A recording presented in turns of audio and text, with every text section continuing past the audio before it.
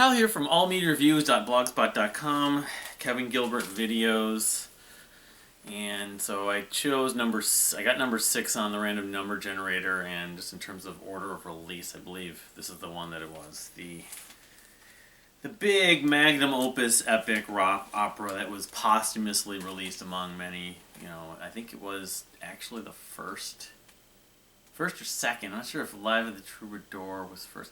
I think it was the first studio record that it was under his name that was posthumously released. The year 2000 came out The Shaming of the True, of course, a play on words that I came to sort of learn on I don't know if it was Shakespeare. It might have been Shakespeare. I think it's Shakespeare. You know what? I'm going to turn this on. Classic, The Taming of the Shrew. So here's all these different copies. Here's my book, of course, in the bag and stuff. And I think I was one that I didn't find. It's within those CDs I have over there. These two sort of black metal foil versions. But anyway, so the first time I heard the name of the record, and one of the first times I'd heard it was on the Mike Portnoy forum sometime in the early 2000s, around 2002, 2003, 2004 probably, somewhere in that window of time. I want to say it was before I really became a fan and was exposed to Toy Matinee, but I remember seeing a couple comments when people were talking about Desert Island albums, and they said, I know it's not like an album I've listened to a ton, but I would have a hard time not bringing or choosing. If I could choose, a bunch of albums or one album, and have Kevin Gilbert's The Shaming of the True. And so that kind of struck me about that album and him a little bit. And again, the Toy Matinee thing, when I heard Toy Matinee, was what really pulled me in fully, even though I'd heard some of this music before that. And it was not at least, 6 months, a year, I don't remember exactly, but probably sometime in 2005, I really started to, maybe it was 2004. I don't know. It wasn't initially that I got into The Shaming of the True, or got into, at least heard it. And then when I did hear it, I remember kind of being like, yeah, this is pretty good. And I've seen just different discussions about it. Oh, I remember also why it was such a big deal, because of course in 2002 they did the complete Shaming of the True out in Southern California, and I didn't go to that. I would have liked to have gone to that, obviously, but with Nick DiVirgilio.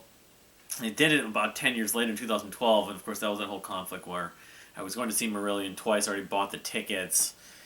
I bought the tickets for the Deer Hunter complete Color Spectrum show, and also there was a John Arch performance with Fates Warning, which was rare. All that stuff happened within about 6 weeks of each other, and I couldn't do any of it but the Marillion stuff. So, but I wish I had gone to that. I did get to see the Champions of Nothing do all the Shaming True in Milwaukee about 6 months later, whatever it was, in January of 2013. But yeah, I remember that show in 2002, and there was a lot of controversy about it too. And then I'd heard about him doing the Lamplights on Brother with what was, his version of Giraffe. It was known at Prog Fest. So that kind of all came together, and that's when I heard about it. But I didn't hear it. I didn't hear this thing until a few years later. But I remember when I heard it, I liked it, but I wasn't like addicted to it. I understood sort of a lot of the brilliance of it, but I wasn't, attached to it. I didn't grow attached to it till a little bit later, rather. And so, yeah, and then it just kind of eventually, snowballed, and, I kind of became a believer. And then I don't know when it was, 2006 maybe, I gave a copy of one of my special edition Toy Matinees to the library where I lived in Eagan, Minnesota. And then I also, maybe in 2005, I felt like this album should be in every library, even with the language and stuff for parental advisories. So, all right. So just to get into some of it, the whole thing is better than the whole cliche. It's greater than the sum of its parts. There's your track list. It's probably easier to look at this. This is the whatever. What's going to be the vinyl, the deluxe edition that has a lot to it, of course. I've shown this before. I feel like I've done this 5, 6, 7 times. But, of course, the pictures and stuff. And This one has like the extra discs and stuff that are inside. I'm not gonna pull those out in more of the artwork, but it's a rock opera about a lot of it's. You want to say it overtly, but it seems at least somewhat metaphorically autobiographical about Kevin Gilbert's life. It's sort of a parallel universe or fantasy style where the young musician who's got a lot of talent is part of a band, and he gets sort of falls into the whole music entertainment industry trap of sort of money selling out versus artistic merit or artistic integrity. A lot of other music, a lot of other forms of art, music especially, that have done things in a similar kind of tone and style and topic of that sort of nature, that archetype, or that that story, the story arc. You could look at this as sort of a metaphor for his career. Early on, Energy, Giraffe, Eddie Money / Giraffe, Toy Matinee, and then he meets up with Sheryl Crow and she plays live with him, and then he's with the Tuesday Night Music Club and her, and then it just kind of, things don't go as well as he thought, with Thud, and then whatever. But, musically, I love Water Under the Bridge. Push comes to shove, if I had to pick one track, has probably become my favorite. Although I waver on that and Image Maker. Of course, there's an Image Maker that Giraffe did. I could be wrong. There might be even one off of one of the Call Me Kai. But this is the definitive Image Maker too, with the bridge with Nick DiVirgilio's bridge vocals, and there's just different parts to it. Voiceovers and stuff like that. But Water on the Bridge, it just gets me to tears. It's so poignant, so like melancholy. Dirt under my feet, water. It's to me, it's like someone or musician specifically, like wanting to, like, things to be good and things to work out, and looking back on how that things unfolded. Like, why did this have to happen? Why did this have to happen? Maybe he lost his band, he lost his friends. It's almost like what happened with Giraffe, in a way, with the members of Giraffe. And why is it? It's like that whole thing about be careful what you wish for. Things aren't as cracked up as they, like fame and fortune aren't as cracked up as they seem to be. But from here to there and the way back home, both are on. The Giraffe album I talked about the other day, The View from Here, but these are both more the definitive versions also. He re-recorded them and stuff like that, but I mean, The City of the Sun is great, Parade, even with the different references, and just, so, you don't know yet, but you're going to listen to me too. Suit Fugi is probably that's probably if people took a trademark track from this album and a lot of Kevin's work even, that's often considered his most signature track. It's kind of almost considered like a tribute to Gentle Giant, with the sort of vocal layered tracks, the wall of sound vocal layered tracks overlaid, which I listen to it always, and I can't always catch everything, even though I've caught more things now over the 15 plus years I've listened to this album. But yeah, it's maybe his most creative vocal arrangement track.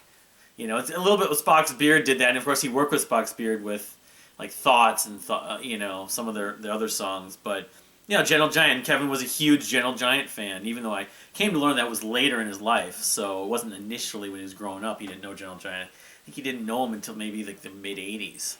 But at the point he wrote and recorded Suit Fugue, the Dance of the A&R Man. That he obviously had been a well-versed listener and fan of Gentle Giant. In fact, one hypothetical is if he was still alive, he would have ended up working with some of the guys in Gentle Giant at some point. But Best Laid Plans, people often say Best Laid Plans is a song that sounds overtly like Elton John, and I can agree with that to a point.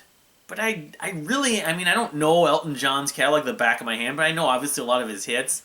Yellow Brick Road's a great, Goodbye Yellow Brick Road's a great record, and yes, but to a point, the lyrics I don't really necessarily think would be, maybe the music, but the music even has this sort of energetic punch to it that a lot of Elton John stuff doesn't. A few here and there. My favorite Elton John song is the one he covered, Love Lies Bleeding, Funeral for a Friend, but Yeah, I mean, I don't agree with that, only to an extent. I think it sounds like it's a vintage, sort of very catchy, almost classic rock sounding song. And it's a great tune. It's very memorable.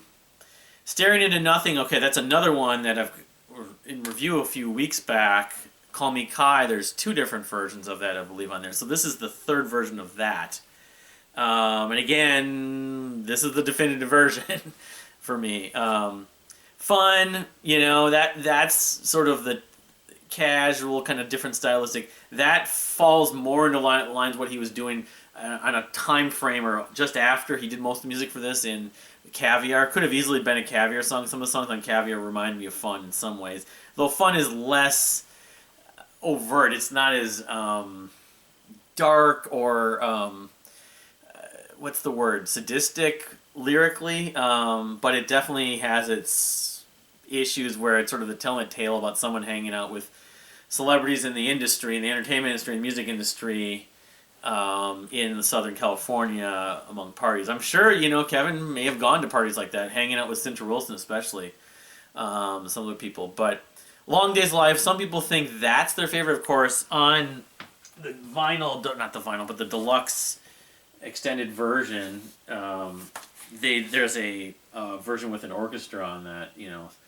or orchestrated rather. And it's fantastic. It is a great song. It sounds like slide guitar through a lot of it is played. I'm not sure, but you missed a spot. I always think of that line, but it's a great tune. I mean, I don't get as emotionally tied to it as I do with Water Under the Bridge, but it has a similar tone to it in a way. It's kind of a tragic sort of story, like it's not even a ballad exactly. It's just like 7 minutes. Something Pink Floyd might have done too, actually, in some ways. But and then of course Johnny's last song fits with Parade.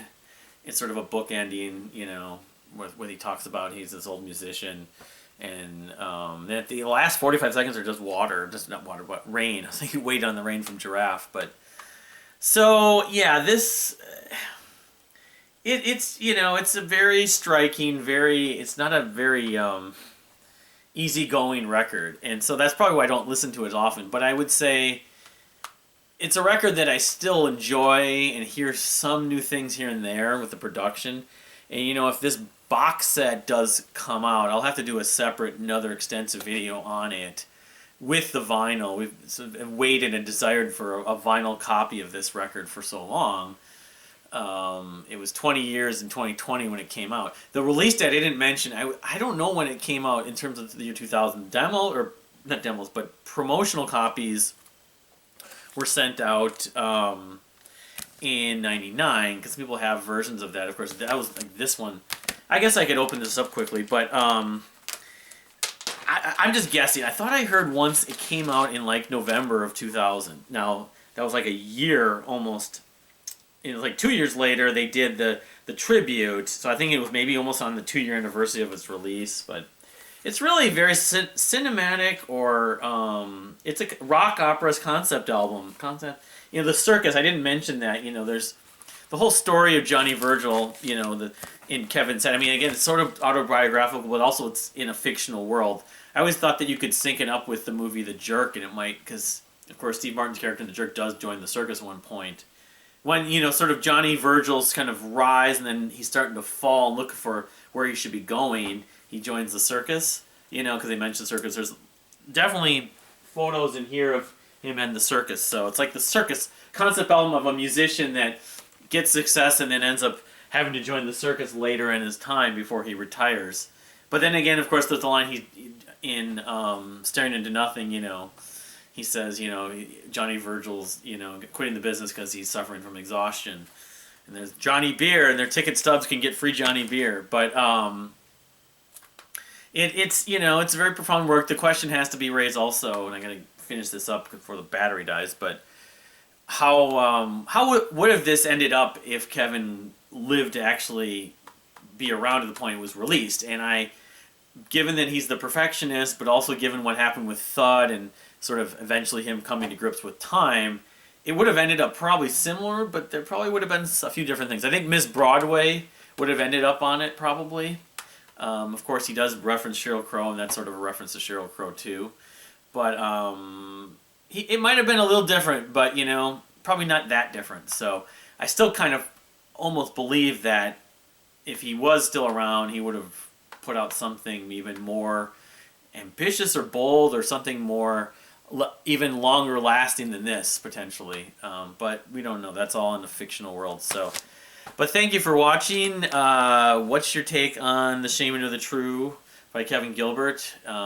Is it your favorite? Is it one of your favorites? Have you never even heard it? You can't stream it on Spotify right now, unfortunately, but you have to go to the state and see if it's available. Otherwise, try looking for it used, like on eBay. I know it's not cheap, or on Discogs, or on Amazon Marketplace, but or your local music store, perhaps. But yeah, so I got 3 more of these left. I think it may end up being a total of 4 videos, but we'll see what happens. Probably in the next week and a half, 2 weeks, I should be able to wrap this up and do a ranking video. And then I got some more Kevin Gilbert video ideas for sure. Like I included that whole thing about the song connections and reworkings, rearrangements, re-recordings. So I might do something on that. But again, Shaman of the True, Kevin Gilbert, an album that,